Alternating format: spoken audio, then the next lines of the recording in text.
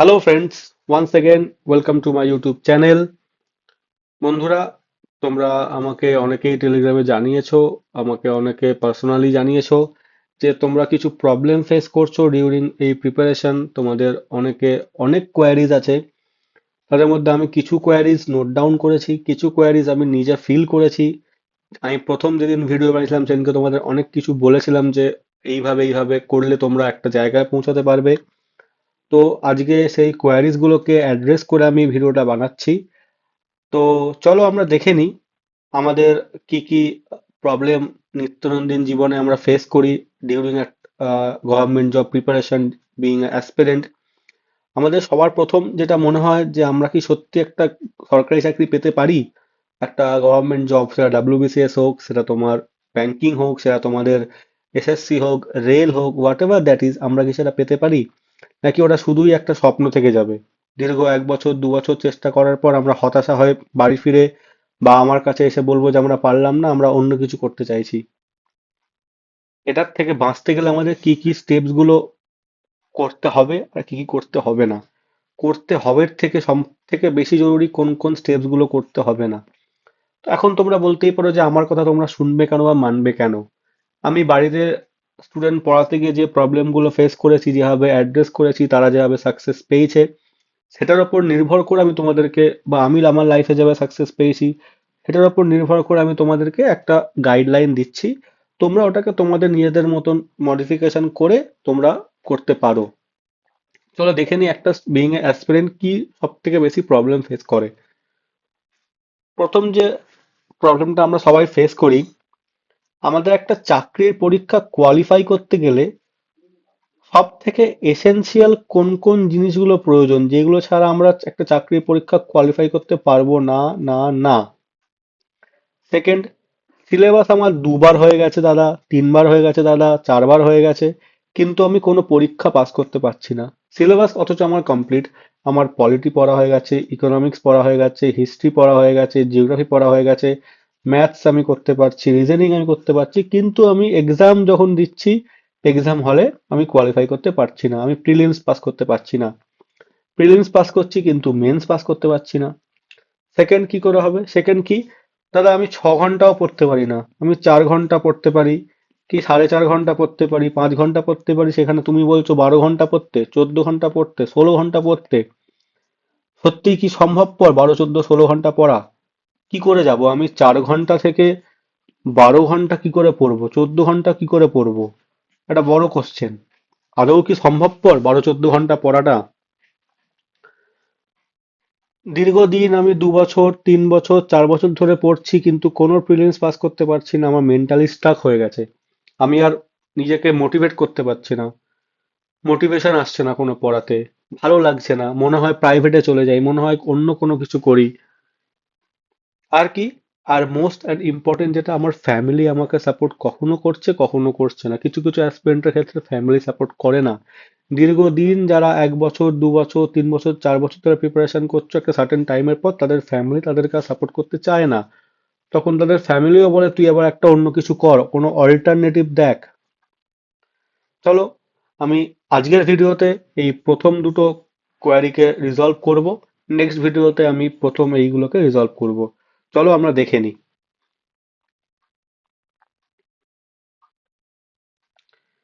আমাদের মোস্ট যে রিকোয়ার্ড জিনিসগুলো প্রয়োজন একটা অ্যাসপিরেন্টের, যেটার ওপর নির্ভর করে আমরা পরীক্ষা কোয়ালিফাই করব, প্রথম আসে হচ্ছে মেন্টাল স্যাটিসফ্যাকশন, সেকেন্ড হচ্ছে কনসিস্টেন্সি, থার্ড হচ্ছে এফোর্ট, ফোর্থ হচ্ছে নলেজ। হ্যাঁ, তোমরা ঠিকই শুনেছো, ফোর্থ পজিশনে আছে হচ্ছে নলেজ। ফার্স্ট হচ্ছে মেন্টাল স্যাটিসফ্যাকশন, সেকেন্ড হচ্ছে কনসিস্টেন্সি, থার্ড হচ্ছে এফোর্ট, ফোর্থ হচ্ছে নলেজ। কেউ ফিফথ, কেউ সিক্সথ, কেউ সেভেন্থ ডিভিশন আনবে, কেউ 1 2 3 আনবে, কিন্তু জেনে রাখবে, knowledge comes letter than this this and this. Knowledge অনেক পরে তোমাদেরকে জাজ করে।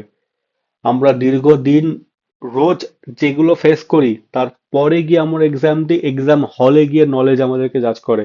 আমাদের প্রত্যেক দিন জিততে হবে, প্রত্যেকটা দিন আমাদেরকে হারাতে হবে, আমাদের যে ইনার একটা নেগেটিভিটি কাজ করছে সেটাকে প্রত্যেক দিন হারাতে হবে। তার জন্য আমাদের মেন্টাল স্যাটিসফ্যাকশন থাকা দরকার, আমাদের মনে জোর থাকা দরকার। মেন্টাল স্যাটিসফ্যাকশন কি করে আসবে দাদা? এমনি এমনি তো আসবে না। তার জন্য একটা প্রপার রুটিন থাকতে হবে। আজকে আমি সকালে উঠে এই এই কাজগুলো করব, তারপর এইখানটাতে ব্রেক নেব, আবার এই এই কাজগুলো করব, তারপর আমি আবার ব্রেক নেব। এটা আমার যখনই অ্যাচিভ হবে, আমি বলছি না যারা এখন 4 ঘন্টা পড়ছো তারা কালকে 12 ঘন্টার প্ল্যান বানাও, তারা 4 ঘন্টা থেকে কালকে 6 ঘন্টার প্ল্যান বানাও। আমি ধরে নিচ্ছি তোমরা 6 ঘন্টা অ্যাচিভ করতে পারবে না, তোমরা 5 ঘন্টা অ্যাচিভ করতে পারবে, কিন্তু এখন তোমরা অনেস্টলি দেখো যে তোমরা 3 ঘন্টা হয়তো অ্যাচিভ করছো। আস্তে আস্তে তোমাদের ইনক্রিজ হবে, আস্তে আস্তে ইমপ্রুভ হবে। একদিনে হবে না, কিন্তু একটা না একটা দিন ঠিক হবে। রুটিন বানাবে, ডেলি গোল বানাবে, গোলটাকে অ্যাচিভ করবে, দেখবে যখন ঘুমোতে যাবে মনে শান্তি নিয়ে ঘুমোতে যাবে। আর ঘুমোতে যাওয়ার আগে পরের দিনের গোলটাকে, পরের দিনের রুটিনটাকে সেট করে ঘুমোতে যাবে। তাহলে দেখবে মেন্টাল স্যাটিসফ্যাকশন তোমরা পাবে। যখনই তোমরা ডেলি গোলসকে অ্যাচিভ করবে, তখনই তোমাদের মেন্টাল স্যাটিসফ্যাকশন দেখবে 100% থাকবে, যে না আজকে আমি পুরো পড়তে পেরেছি, আজকে আমি আমাদের সারা দিনটাকে ইউটিলাইজ করতে পেরেছি, আজকে আমি 4 ঘন্টা ভেবেছি পড়বো, 4 ঘন্টা পড়েছি, 6 ঘন্টা ভেবেছি পড়বো, 6 ঘন্টা পড়েছি। বাট আমার তোমাদের কাছে একটা রিকোয়েস্ট, মোরাললেস 6 ঘন্টার একটা স্টাডি টেবিল বা স্টাডি রুটিন বানাও। ডেলি বানাবে, ডেলি অ্যাচিভ করবে। আমি বারবার বলছি, প্রথম দিনই হয়তো হবে না, কিন্তু হবে। হলো? তাহলে আমাদের গোল বানানোর পর গোল কি করে অ্যাচিভ করব? গোল অ্যাচিভ করতে গেলে আমাদেরকে এই পার্টটায় কাজ করতে হবে, কনসিস্টেন্টি। কনসিস্টেন্সি হতে গেলে আমাদেরকে কি দেখতে হবে, যে আমার কোনটা স্ট্রং জোন, কোনটা উইক জোন। কেন, কি লাভ হবে দেখে? যেটা স্ট্রং সেটা তো স্ট্রং, আমি স্ট্রংটাকে আরো স্ট্রঙ্গার বানাবো, আরো ভালো করব। আমি খুব ভালো রিজনিং পারি, 25-এর মধ্যে আমি 22টা 23টা পেরে যাই, আমাকে এমন করে আসতে হবে 25-এর মধ্যে আমি 25টাই পেরে আসি। উইজডম কোনটা? হিস্ট্রির মধ্যে আমি 25-এর মধ্যে আমি 2টো পারি, আমাকে হিস্ট্রিতে 25-এর মধ্যে আমার 10টা পেরে আসতে হবে, 10-এর পর 12 পেতে হবে। সেই জিনিসটাকে আস্তে আস্তে আস্তে আস্তে আমাদের ইনক্রিজ করতে হবে।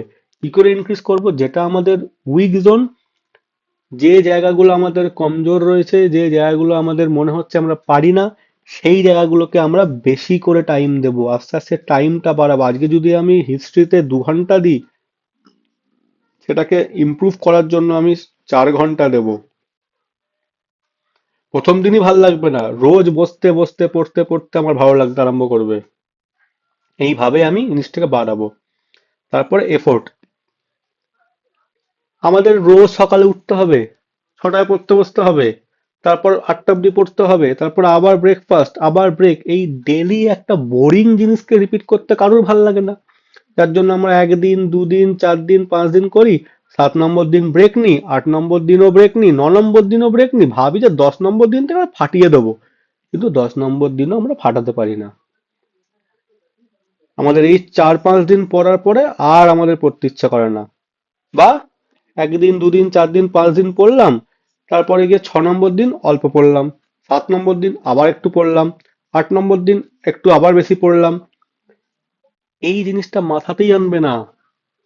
রোজ আমাদের সেম বোরিং জিনিস করতে হবে, কিছু করার নেই। তোমরা জেনে বুঝে এই ফিল্ডে এসছো, তোমরা অনেক বেশি ফরচুন, যে তোমাদের মানে ইউ আর ফরচুনেট এনাফ যে তোমরা এই লাইনটাকে বাঁচতে পেরেছো। যাদের ফ্যামিলি সাপোর্ট করছে তারা অনেক বেশি ফরচুনেট যে তাদের ফ্যামিলি তাদেরকে সাপোর্ট করছে এখনো অবধি। ডেলি ব্লক বাই ব্লককে বিল্ড করো, একটা ইটের ওপর একটা ইট, একটা ইটের ওপর একটা ইট চাপাও, তোমার বিল্ডিং একদিন তৈরি হবেই। সেদিনকে বুঝতে পারবে তোমার এফোর্টটা কোথায় গেছে। আমি তোমাদের একটা ঘটনা বলি, আমি যখন প্রথম ডাব্লিউবিসিএস বলো বা ইউপিএসসি বলে পড়াশোনা শুরু করেছিলাম, আমি প্রথম একটা রমেশ সিং এর ইকোনমিক্স এর বই কিনেছিলাম। সেই বইটা আমি 2 বছরেও শেষ করতে পারিনি, কিন্তু যখন আমি জিনিসটাকে ভালোবাসতে আরম্ভ করলাম, বুঝতে আরম্ভ করলাম, উইক জোনটাকে স্ট্রং করতে আরম্ভ করলাম, আজকে গিয়ে দাঁড়িয়ে আমার কাছে ইকোনমিক্স জল ভাত হয়ে গেছে। আজকে গিয়ে দাঁড়িয়ে আমি নিজে ইকোনমিক্সে মাস্টার্স করছি, being a BSc graduate. Economics নিয়ে মাস্টার্স করছি কারণ আমি সাবজেক্টটাকে ভালো লেগে গেছে আমার সামহাও। এনভায়রনমেন্ট খুব ভালো লাগে, হিস্ট্রি ভালো লাগে, ভালো লাগাতে হবে। ভালো লাগাতে গেলে তোমাকে ওর সাথে টাইম স্পেন্ড করতে হবে। আমাদের যখন কোনো কাউকে ভালো লাগে তখন তার সাথে তাকে আরো ভালো লাগানোর জন্য আমরা তার সাথে টাইম স্পেন্ড করি। বোরিং জিনিসটাই প্রত্যেক দিন করি। যারা আমরা রিলেশনশিপে আছি তারা তো একটা রিলেশনশিপেও টাইম দিই, রোজ কথা বলি। কি কথা বলি? একই কথা রোজই বলি। কেন বলছি? রিলেশনশিপটাকে স্ট্রং করার জন্য বলছি। ঠিক তেমন ভাবেই যখন আমরা আমরা কোনো বইয়ের সাথে রিলেশনশিপ বানাবো তখন সেইভাবেই জিনিসটা স্ট্রং হবে। তারপরে আসে হচ্ছে নলেজ।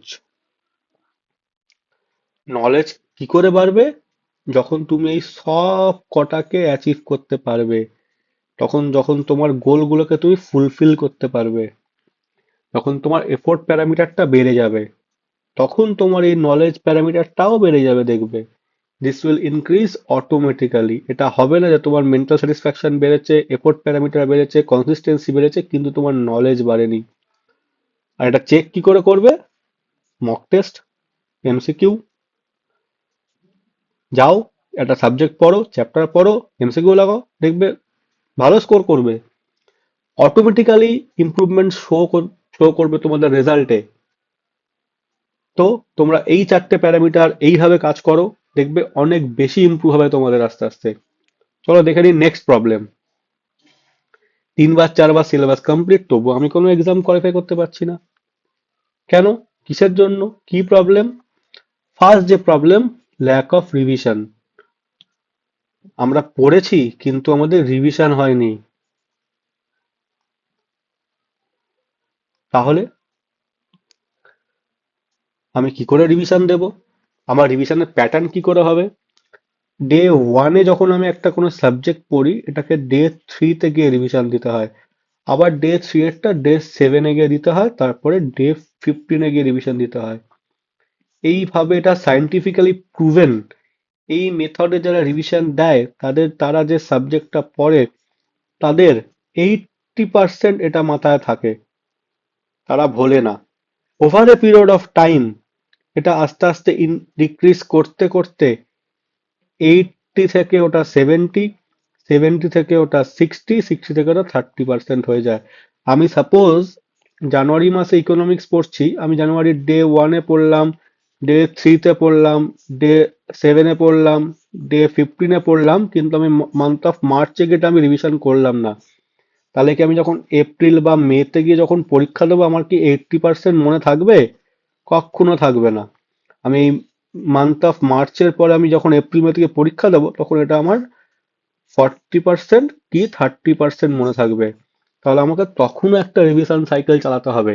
এই রিভিশন সাইকেলটা আমি যতবার চালাতে পারবো একটা পড়তে পড়তে। আমি কেন তোমাদের কালকে অ্যাক্টিভ রিকলের ভিডিওটা দিলাম যে 5টা সাবজেক্ট করার পরে অ্যাক্টিভ রিকল করালাম, যাতে তোমরা বুঝতে পারো যে অ্যাক্টিভ রিকলটা করলে আমার কাছে মনে পড়বে। সরি, যারা সিরিয়াস অ্যাসপিরেন্ট আছো তারা ডেলি অ্যাক্টিভ রিকল করো। সারা দিন সকাল থেকে কি পড়লে একটা A4 শিট পেপার নিয়ে পয়েন্ট 1, পয়েন্ট 2, পয়েন্ট 3, পয়েন্ট 4 করে লেখো। জাস্ট পয়েন্ট লেখো।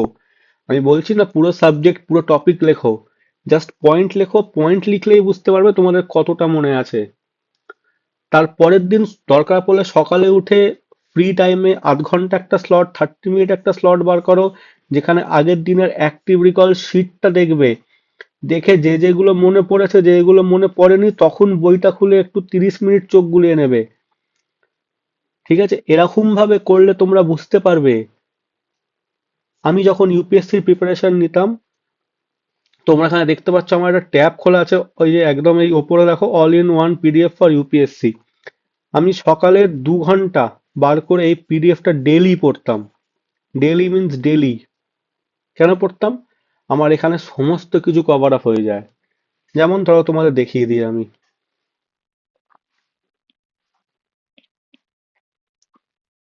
দেখো, এখানে কিছু শর্ট অফ আর্টিকেলস আছে।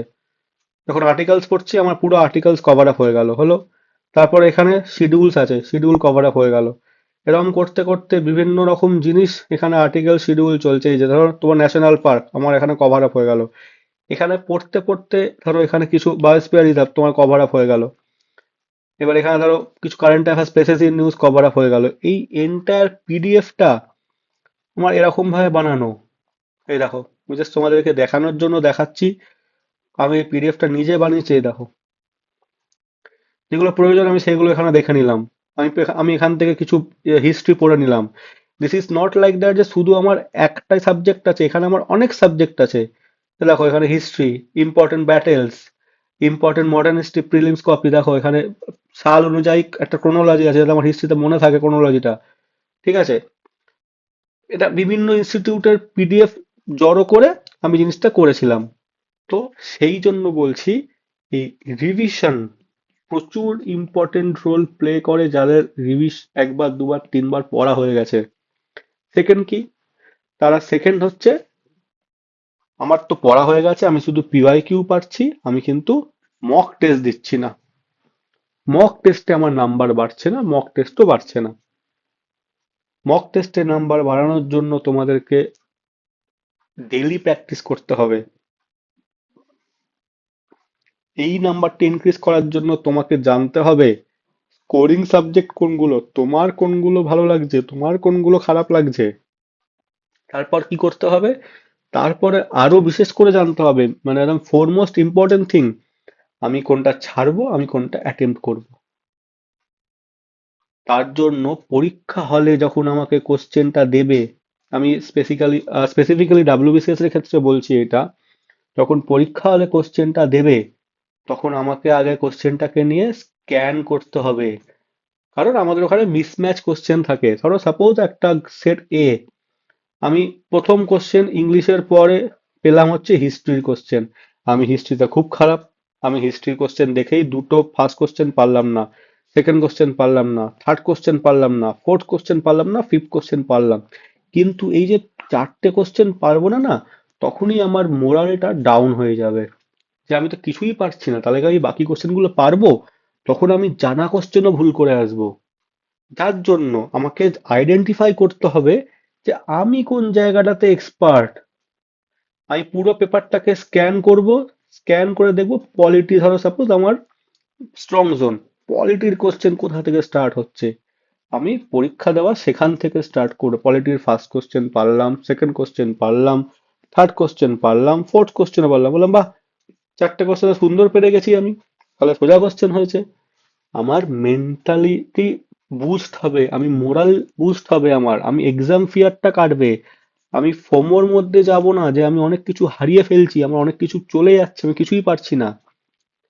তো এইভাবে যারা দুবার তিনবার চারবার দিয়ে দিয়েছো কিন্তু কোয়ালিফাই করতে পারছো না, তারা বেসিক্যালি কিছু না, 2-3 মাস পরে এইভাবে একটা প্রিভিয়াস ইয়ারের পেপার দিয়ে দেখো। যদি স্কোর ইমপ্রুভ না হয়, তাহলে আমাকে নিচে কমেন্টে জানিয়ে যেও দাদা তোমার কথা শুনে আমার স্কোর ইমপ্রুভ হয়নি। আর যদি স্কোর ইমপ্রুভ হয়, তাহলেও আমাকে তোমরা কমেন্টে জানিও, তাহলে আমার ভালো লাগবে যে আমি কাউকে হেল্প করতে পেরেছি। আমি দীর্ঘ 4-5 বছর 6 বছর ধরে যে এক্সপিরিয়েন্সটা করেছি, যেটা আমি নিজের ক্ষেত্রে কাজে লাগিয়েছি, আমি সেটা তোমার সাথে শেয়ার করেছি। একটা সার্টেন টাইম আমারও ছিল যেখানে আমি কোনো প্রিলিমস কোয়ালিফাই করতে পারতাম না, কোয়ালিফাই করতে পারছি শুধুমাত্র এমসিকিউ এর জন্য, just because of MCQ, just because of mock test. Ramban বানিয়ে নাও মক টেস্টকে, এমসিকিউ কে। চলো, আজকে ভিডিওটা এই অবধি থাকলো। আমি পরের যে তিনটে কোয়ারিজ আছে, সেই পরের তিনটে কোয়ারিজ আমি নেক্সট ভিডিওতে আবার আপলোড করব। মাঝখানে আমার আসতে চলেছে ইকোনমিক্স এর পরের দুটো পার্ট, যেখানে সাবজেক্টিভ ভিডিও থাকবে, তারপরে আসবে হচ্ছে queries video. Stay tune for the next updates. যারা চ্যানেলটাকে সাবস্ক্রাইব করো না, তারা সাবস্ক্রাইব করে নিও। অনেকে ভিডিওটা দেখছো, অর্ধেক দেখছো, হাফ দেখছো, আমি রিকোয়েস্ট করবো যারা যারা অ্যাসপিরেন্ট আছো, যাদের মনে হচ্ছে আমার ভিডিওটা কাজে লাগছে, তারা ভিডিওটা পুরোটা দেখো, লাইক শেয়ার কমেন্টস করো। যদি দরকার পড়ে তাহলে টেলিগ্রাম চ্যানেলে লিংক দেওয়া আছে, তাহলে টেলিগ্রাম চ্যানেলে জয়েন হয়ে যাও। থ্যাংক ইউ ভিডিও দেখার জন্য।